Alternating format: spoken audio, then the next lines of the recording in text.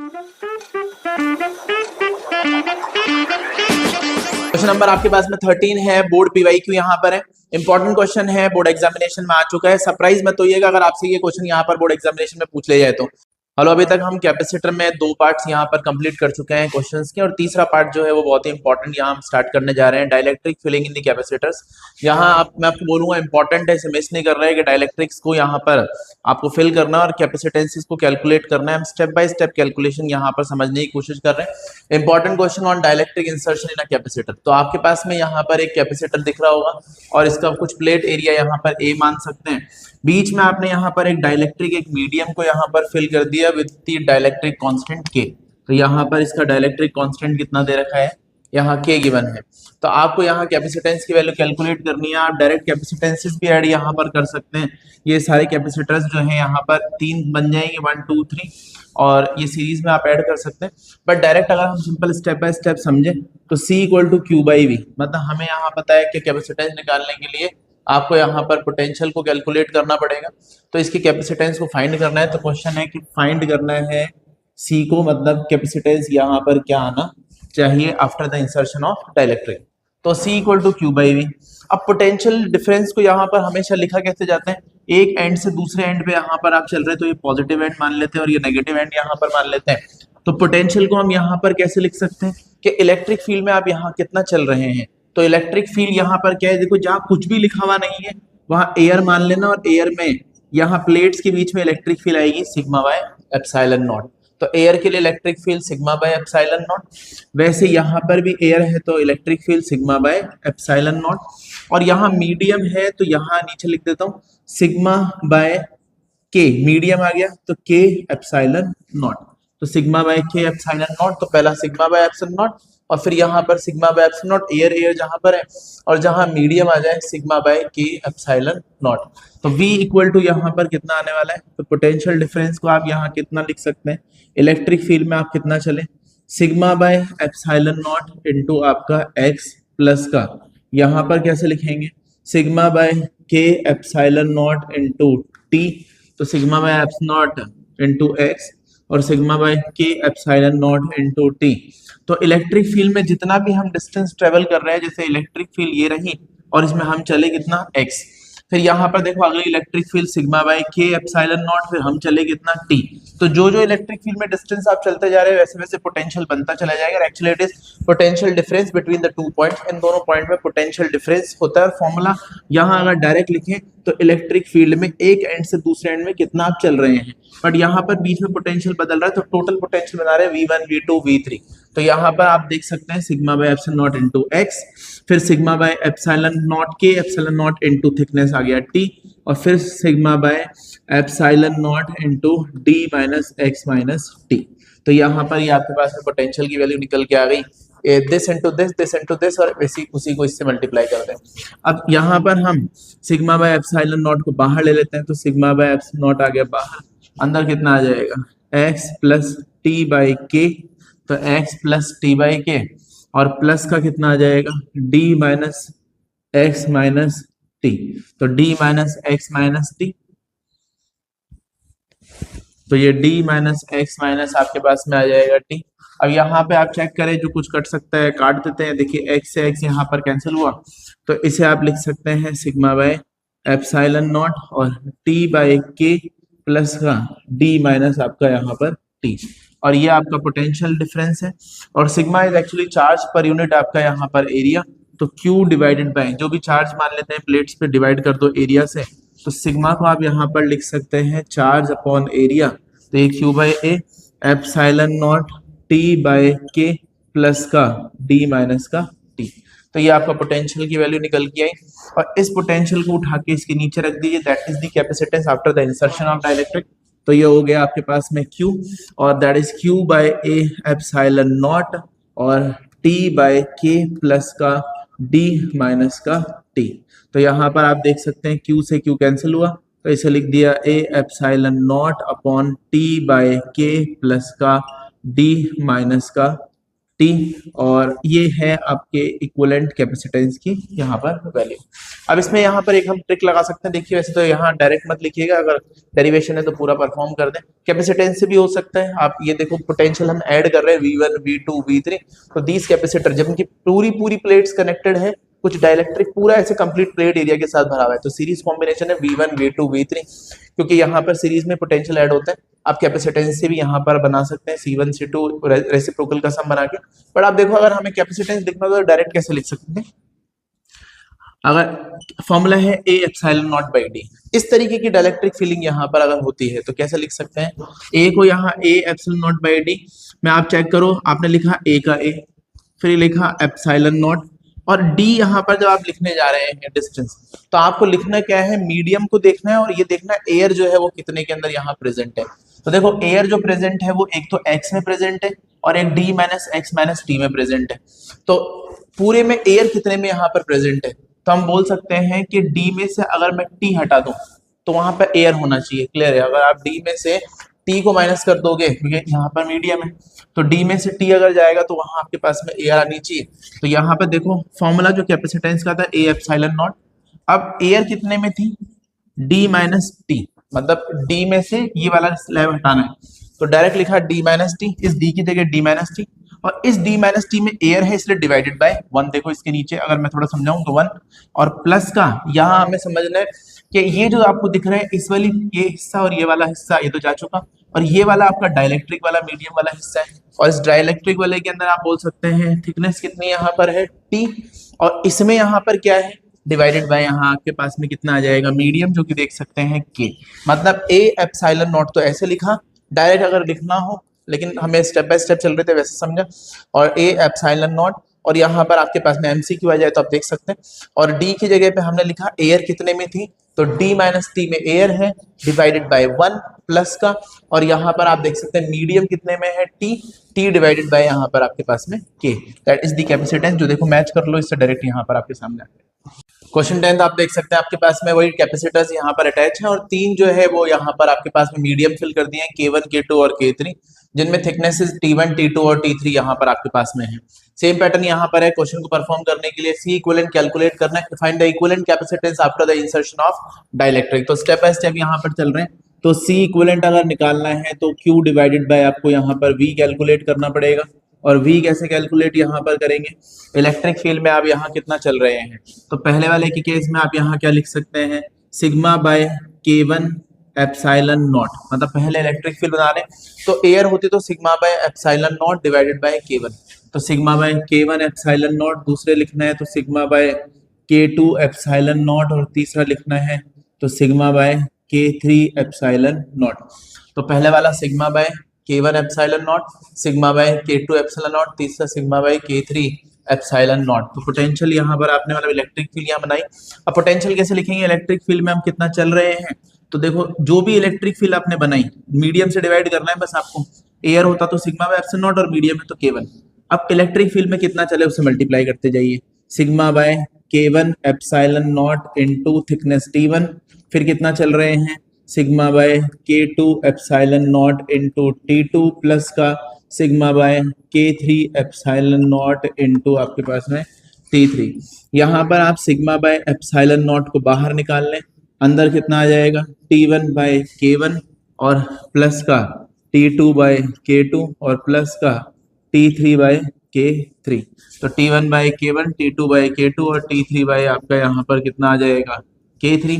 Sigma को आप यहाँ पर क्या लिख सकते हैं, चार्ज पर यूनिट एरिया, तो यहाँ Q बाय A यहाँ पर आपने उठा के रख दिया। अब इस वाले V को उठा के इसके नीचे रख दीजिए, तो C इक्विवेलेंट की वैल्यू आ जाएगी आपके पास में Q upon Q by A epsilon naught T1 by K1 plus का T2 बाय K2 प्लस का T3 बाय K3, और Q से Q यहाँ कैंसिल हुआ। अब इक्विवेलेंट कैपेसिटेंस की वैल्यू जो है वो कितनी आ जाएगी, C इक्विवेलेंट इक्वल टू कितना आ गया, A epsilon not divided by आपके पास में T1 बाय K1 प्लस का T2 बाय K2 प्लस का T3 बाय K3। तो ये आपके सी इक्विवेलेंट की यहाँ वैल्यू आपके पास में डायरेक्ट। अगर हमने इस पर डायरेक्ट कैपेसिटेंस भी लिखना सीखा था, अगर आपको डायरेक्ट लिखना है पूरी पूरी प्लेट्स यहाँ पर फिल्ड है तो आप डायरेक्ट कैसे यहाँ पर लिख सकते हैं। अगर सी इक्विवेलेंट यहाँ पर आपके पास में हो तो आपका formula A epsilon not divided by आप यहाँ क्या लिख सकते हैं, जो भी मीडियम रखा हुआ है T1 बाय आपके पास कितना लिखना है आपको, T1 बाय उसका डाइलेक्ट्रिक जो भी फिल है K1 प्लस का T2 बाय वो जो डाइलेक्ट्रिक फील्ड है K2 और तीसरा T3 बाय डाइलेक्ट्रिक आपका K3। क्वेश्चन नंबर आपके सामने 11 आप देख सकते हैं, आप सॉल्व करना है इक्विवेलेंट कैपेसिटेंस। दो क्वेश्चन हम देख चुके हैं, आप ट्राई कर सकते हैं खुद भी कि कैसे यहाँ इनके इक्विवेलेंट कैपेसिटेंस को कैलकुलेट किया जा सकता है। बीच में बस यहाँ पर चेंज इतना किया है कि यहाँ मेटल रखा हुआ है, जहाँ कुछ भी लिखा नहीं है वहाँ एयर मान सकते हैं और K = 2 यहाँ मीडियम फील्ड यहाँ किया हुआ है। तो आपको सबसे पहला स्टेप वही है कि आप कैपेसिटेंस यहाँ मतलब सॉरी इलेक्ट्रिक फील्ड की वैल्यू यहाँ पर बनाए। एयर है तो सिग्मा बाय एप्सिलॉन नॉट। अब मेटल यहाँ रखा है, जैसे कोई भी मेटल अगर गिवन होता तो आपको पता है कि मेटल में इलेक्ट्रिक फील्ड यहाँ पर 0 होती है, तो यहाँ पर आप लिख सकते हैं 0 क्योंकि इसके एप्सिलॉन आर की वैल्यू इन्फिनिटी है। तो अगर मैं लिखता हुआ भी सिग्मा बाय एप्सिलॉन नॉट और इनटू यहाँ पर कितना सिग्मा बाय एप्सिलॉन नॉट और फिर डिवाइड कर देते हैं इन्फिनिटी, मतलब आप बोल सकते हैं कि इसके एप्सिलॉन आर की वैल्यू इतनी ज्यादा है कि यहाँ प्लेट्स के बीच की इलेक्ट्रिक फील्ड जो है वो 0 आने वाली है। और इसमें कैसे लिखेंगे, सिग्मा डिवाइडेड बाय आपके पास में कितना है 2 एप्सिलॉन नॉट। तो सिग्मा बाय मीडियम 2 है तो सिग्मा बाय 2 एप्सिलॉन नॉट। तो मेटल यहाँ पर रखा हुआ है तो 0 आएगा, ऊपर वाले में सिग्मा बाय एप्सिलॉन नॉट और इस वाले के अंदर जहाँ डाइलेक्ट्रिक की वैल्यू 2 रखी हुई है वह सिग्मा बाय 2 एप्सिलॉन नॉट। तो कैपेसिटेंस निकालना है, अभी प्रोसेस वही हम लेके चल रहे हैं। C = आपके पास में Q बाई V, कैपेसिटेंस से भी आप ऐड कर सकते हैं, अभी डायरेक्ट लिख देते हैं पोटेंशियल से। पोटेंशियल में क्या लिखा कि इलेक्ट्रिक फील्ड में यहाँ पर आप कितना चल रहे हैं sigma by epsilon not into D/3। तो यहाँ पर आ गया प्लस का मेटल है तो पोटेंशियल डिफरेंस ये देखो 0 इंटू D/3 तो ये खत्म हो गया, और दूसरे वाले में आप चेक करें sigma bye 2 epsilon not into D/3 और यहाँ पर सिग्मा बाय एप्सिलॉन नॉट आपने बाहर ले लिया तो सिग्मा बाय एप्सिलॉन नॉट की वैल्यू आपने बाहर रखी और D/3 को भी आपने बाहर निकाल लिया। तो आपके पास अंदर क्या बचेगा 1 + 1/2। तो 1 + 1/2 आपके पास में आ रहा है। सिग्मा को लिख सकते हैं Q/A एप्सिलॉन नॉट और ये D और ये 3 और 3 आपके पास में 2। तो हमने यहाँ देखिए सिग्मा को Q/A लिख दिया, D/3 एप्सिलॉन नॉट और 3/2। ये पोटेंशियल यहाँ आ गया, इसे उठा के इसके नीचे रख दिया। तो C इक्विवेलेंट इक्वल टू कितना आया चार्ज Q/QD/3A एप्सिलॉन नॉट और ये आया 3/2 में 3 से 3 कैंसिल हुआ, Q से Q कैंसिल हुआ तो ये 2A epsilon not divided by आपके पास में D, that is the equivalent capacitance. तो इक्विवेलेंट कैपेसिटेंस की वैल्यू है 2A epsilon naught by D। Question number 12 देख सकते हैं, अभी तक हमने जो डाइलेक्ट्रिक फिलिंग यहाँ पर करी है उसमें हम देख चुके थे कि हमने पूरी पूरी प्लेट्स को एक साथ रखा हुआ था, मतलब यहाँ पर आपने फिल किया था डाइलेक्ट्रिक तो उसकी पूरी प्लेट एरिया के साथ में यहाँ पर इस तरीके से था। यहाँ पर इस बार क्वेश्चन डिफरेंट है, आप देख सकते हैं प्लेट जो है उसमें डाइलेक्ट्रिक को पूरी प्लेट एरिया के साथ रखने की जगह पे कुछ इस तरीके से रखा गया कि आधी आधी प्लेट्स यहाँ पर बन रही। देखो ये वाली प्लेट है तो ये वाला आपका आधा प्लेट हो जाएगा A/2, वैसे यहाँ पर ये आपकी हाफ प्लेट। तो पहले पहले आपने इस तरीके से फिल किया था, कंप्लीट इंसर्शन के पूरी पूरी प्लेट्स वो ऑक्यूपाई कर रहा था। इस बार आपने यहाँ पर किस तरीके से रखा है हाफ प्लेट्स यहाँ पर रखी हुई है। तो थोड़ा सा अलर्ट रहना है इस तरीके के क्वेश्चन के अंदर। यहाँ पे हमें कैलकुलेट करना है न्यू कैपेसिटेंस, कैलकुलेट करना है डाइलेक्ट्रिक यहाँ पर आपने फिल किया है, कांस्टेंट दे रखा है यहाँ पर कि हाफ ऑफ द पोर्शन इस plate is filled with a parallel plate capacitor, आधी प्लेट को यहाँ पर आपने फिल कर रखा है। इनिशियल कैपेसिटेंस या न्यू कैपेसिटेंस आपको कैलकुलेट करना है। मान लेते हैं कि यहाँ पर इसके बीच का प्लेट एरिया जो है मतलब सॉरी डिस्टेंस जो है वो D है और प्लेट एरिया जो है वो टोटल पूरी प्लेट जो है वो आपके पास में A है। तो ये आधी प्लेट का ये एरिया कितना आ जाएगा A/2 और ये भी यहाँ पर कितना A/2। इनिशियल कैपेसिटेंस यहाँ पर हम लिखें तो हमें लिखना चाहिए एप्सिलॉन नॉट, जब एयर नहीं थी तो A डिवाइडेड बाय आपका डिस्टेंस दैट इज D, तो एप्सिलॉन नॉट A/D। तो ये आपके पास में कैपेसिटेंस की वैल्यू आ जाएगी। अब अगर यहाँ पे आपने डाइलेक्ट्रिक को फिल किया हुआ है तो कैपेसिटेंस आप यहाँ पर कैसे लिख सकते हैं, तो दो कैपेसिटर यहाँ बन जाएंगे और दोनों जो है आप देख सकते हैं पैरेलल में अटैच है। कारण यहाँ पर ये देखो इस वाली प्लेट से अगर इस वाली प्लेट तक आता है तो इसको बोले A और ये B, वैसे इधर भी देखो ए और यहाँ पर बी, तो जब भी ऐसा अरेंजमेंट यहाँ पर हो कैपेसिटर्स आर कनेक्टेड पैरेलली, क्योंकि दोनों के पोटेंशियल यहाँ पर क्या आ जाएगी सेम। तो ये इस तरीके का सेटअप यहाँ पर है जहाँ पर पैरेलल अटैचमेंट आप यहाँ पर बोल सकते हैं क्योंकि आपने देख सकते हैं एक प्लेट से दूसरी प्लेट, फिर एक प्लेट से दूसरी प्लेट, तो प्लस माइनस उतना ही प्लस उतना ही माइनस, सेम प्लेट थी। तो ऐसे में कैपेसिटेंस लिखना कैसे है, एप्सिलॉन नॉट, इसमें मीडियम कितना दे रखा है आपके पास में, तो के, प्लेट एरिया कितना है a/2, और दोनों के बीच की डिस्टेंस यहाँ पर आपकी कितनी है d। तो पहला कैपेसिटेंस आपने बना लिया है एप्सिलॉन नॉट के a/2d, दैट इज C1। तो ये आपकी कैपेसिटेंस आ गई है आपकी C1। उसी तरीके से आप दूसरी कैपेसिटेंस कैसे कैलकुलेट करने वाले हैं, C2। सेम आप देख सकते हैं एप्सिलॉन नॉट, अब जहाँ एयर है वहां पर आप बस के नहीं लिखना है, तो एप्सिलॉन नॉट, लेकिन प्लेट एरिया आधा यहाँ पर है आपके पास में a/2, और नीचे डिस्टेंस जो है वो आपके पास में कितना आ जाएगा d। तो इसकी कैपेसिटेंस निकल के आएगी एप्सिलॉन नॉट a/2d। अब पैरेलल में अटैच है तो फिर आप यहाँ पर इक्विवेलेंट कैपेसिटेंस कैसे निकालेंगे, ऐड कर देते हैं C1 प्लस C2। तो C1 की वैल्यू आप कैसे लिख सकते हैं, ये रही एप्सिलॉन नॉट k और a/2d, और ये हो गया है एप्सिलॉन नॉट a/2d। तो यहाँ पर एप्सिलॉन नॉट a/2d आपने बाहर निकाल लिया, और अंदर आएगा ब्रैकेट में k प्लस यहाँ पर आपके पास में 1। तो epsilon not a/2d, epsilon not a/2d बाहर, अंदर आपके पास में k प्लस 1, और C इक्विवेलेंट मतलब क्वेश्चन में पहले से कैपेसिटेंस C गिवन है, तो C की वैल्यू एप्सिलॉन नॉट a/d देख सकते हैं, एप्सिलॉन नॉट a/d हमें दिख रहा है, तो आंसर आना चाहिए इक्विवेलेंट कैपेसिटेंस जो यहाँ पर है वो होना चाहिए C डिवाइडेड बाय आपके पास में कितना आएगा 2, और ब्रैकेट में k प्लस 1। तो C/2 ब्रैकेट में आपके पास में कितना आया, k प्लस 1। क्वेश्चन नंबर आपके पास में 13 है, बोर्ड PYQ यहाँ पर है, इंपॉर्टेंट क्वेश्चन है, बोर्ड एग्जामिनेशन में आ चुका है। सरप्राइज मत होइएगा अगर आपसे ये क्वेश्चन यहाँ पर बोर्ड एग्जामिनेशन में पूछ ले जाए तो। समझते हैं क्या क्वेश्चन यहाँ पर आपको दे रखा है, आपके पास में कैपेसिटर्स हैं, एक बार यहाँ पर पूरे के अंदर डाइलेक्ट्रिक फिल कर दिया, इसका डाइलेक्ट्रिक का कांस्टेंट यहाँ पर k है, और इसके प्लेट को यहाँ पर ऐसा रखा हुआ है दैट इज L क्रॉस यहाँ पर B, मतलब L इंटू B, ये कुछ प्लेट्स हैं, तो ऊपर नीचे प्लेट्स है और बीच में ऐसे डाइलेक्ट्रिक यहाँ पर फील्ड है, और वहां दूसरी तरफ फिर डाइलेक्ट्रिक फील्ड है जिसमें एक डाइलेक्ट्रिक कांस्टेंट आपके K1 दे रखा है और एक K2 दे रखा है, ऑफ प्लेट एरिया L/2 और L/2। Such combination of dielectrics को हम यहाँ पैरेलल कॉम्बिनेशन की तरह यहाँ पर ट्रीट करते हैं, और यहाँ हमें कैपेसिटेंस और इन सब में रिलेशन बताना है K1, K2 और K3 के अंदर। तो सबसे पहले पहला कैपेसिटेंस यहाँ पर क्या है इसमें बना लेते हैं, इसको कुछ A नाम दे देते हैं, और इस वाले को यहाँ पर कुछ हम B नाम दे देते हैं। तो पहले वाले की कैपेसिटेंस को कुछ C1 लिख लेते हैं। कैपेसिटेंस का फॉर्मूला हमें पता है एप्सिलॉन नॉट A बाय आपका यहाँ पर D, तो ये हो जाएगा capacitance epsilon naught A/D, but medium यहाँ पर फिल्ड है तो कांस्टेंट लगा देते हैं, तो ये लिख देते हैं C1 equal to K epsilon naught A/D।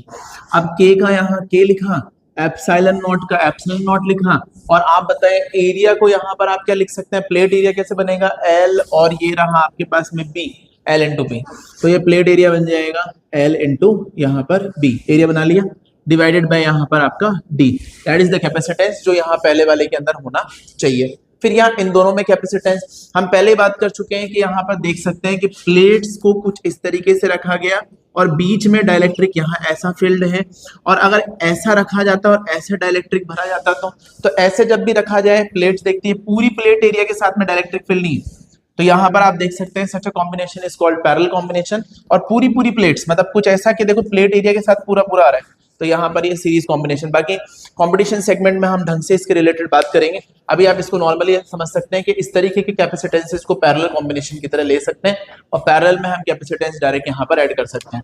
तो इसका कैपेसिटेंस मान लेते हैं अगले वाले का C2, तो यहाँ कुछ मैं लिख देता हूँ आपके लिए। तो C2 की वैल्यू यहाँ पर आपके पास में कितनी आने वाली है, दैट इज K1, तो ये लिखा आपने K1, और एप्सिलॉन नॉट, और प्लेट एरिया कितना है, प्लेट एरिया में देखो L/2, ये L/2 हो गया, और ये हो गया आपके पास में B, तो B इंटू L/2, तो ये K1 epsilon naught B into L/2, तो ये आपके पास में B into L/2 divided by दोनों प्लेट्स के बीच की सेपरेशन कितनी आ जाएगी D। वैसे यहाँ पर आपके पास में अगले वाले का कैपेसिटेंस लिख लेते हैं, उस वाले में क्या लिखेंगे K2, तो वो लिखा K2 एप्सिलॉन नॉट, तो लिखा K2 एप्सिलॉन नॉट, मीडियम ले लिया, और B इंटू इस वाली का प्लेट में B इंटू ये वाला आपके पास में कितना आ जाएगा L/2, तो L/2 डिवाइडेड बाय आपका प्लेट सेपरेशन इन दोनों के बीच में, दैट इज D। तो यहाँ पर इन दोनों को आपको ये पैरेलल कॉम्बिनेशन की तरह तो ऐड कर लेते हैं, तो इनका इक्विवेलेंट यहाँ पर कितना निकल के आने वाला है तो इक्विवेलेंट को नाम देते हैं C डैश, और इसकी वैल्यू निकाल लेते हैं कितनी है, K1 epsilon naught B into L/2 divided by आपके पास में D। और उसी तरीके से यहाँ पर दूसरा जो है वो कैपेसिटेंस कितना आ जाएगा, इसमें आपने रखा कितना, K2 एप्सिलॉन नॉट और B into L/2 divided by आपके पास में D। ये रिलेशन यहाँ पर बताना है after the insertion of dielectric, और उस केस में आपको याद रखना है क्वेश्चन में एक और इन्फॉर्मेशन है कि इनके कैपेसिटेंसेस जो बन रहे हैं फाइनली जो है वो सेम होने चाहिए। मतलब इसका जो कैपेसिटेंस यहाँ पर है जो आपके पास में आ रहा है दैट इज C1, ये इन्फॉर्मेशन है, वो इनके डाइलेक्ट्रिक फिल होने के बाद में जो इक्विवेलेंट कैपेसिटेंस आया C डैश, ये इसके यहाँ पर बराबर आना चाहिए, तो ये इसके इक्वल यहाँ पर है। तो यहाँ आपने इन दोनों कैपेसिटेंसेस की वैल्यू उठा के रख दी। अब ये जो है इसी इंफॉर्मेशन के अकॉर्डिंग हमें और फिर रिलेशन बताना है K1 K2 और K3 में यहाँ पर क्या रिलेशन है। तो आप देख सकते हैं पैरेलल में फिल कर दिए, अब उठाया और रखते हैं दोनों के रिलेशंस को। क्या है, C1 जो है वो यहाँ पर ये रहा कि इंफॉर्मेशन है कि अगर ऐसे रखा जाए और वैसे डाइलेक्ट्रिक फिल किया जाए तो इनका इक्विवेलेंट इसके इक्विवेलेंट के बराबर आना चाहिए। Then what is the relation between K1 K2, तो ये C1 equal to C dash, और C1 should be K epsilon naught L into B divided by D equal to आपके पास में K1 epsilon naught B into L/2 plus का ये हो गया K2 एप्सिलॉन नॉट आपके पास में B into L/2 divided by आपके पास में कितना आया, यहाँ पर भी एक D है और यहाँ भी एक D है, थोड़ा सही से लिख लेते हैं। तो ये आपके पास में आ जाएगा डिवाइडेड बाय D और प्लस का K2 एप्सिलॉन नॉट B और आपके पास में ये है इंटू L/2 अपॉन D। अब कुछ कैंसिलेशन जो यहाँ पर हो रहा है एप्सिलॉन नॉट का और एप्सिलॉन नॉट और एप्सिलॉन नॉट और L into B, L into B और L इंटू B, ये सब कुछ कैंसिल हुआ और D भी यहाँ पर कैंसिल हो जाएगा। तो K कैन बी यहाँ से लिख सकते हैं K1 डिवाइडेड बाय 2 और प्लस का K2 डिवाइडेड बाय 2। तो what is the value for K, तो K की वैल्यू यहाँ पर हमारे पास क्या होनी चाहिए, यहाँ लिखते हैं final answer K should be K1 plus K2 divided by 2। ऐसा तब जब अगर आपका इसका जो इक्विवेलेंट है वो इन दोनों के डाइलेक्ट्रिक फिल होने के इक्विवेलेंट वाले के बराबर हो, then the relation between K1 and K2 should be K1 plus K2 divided by 2।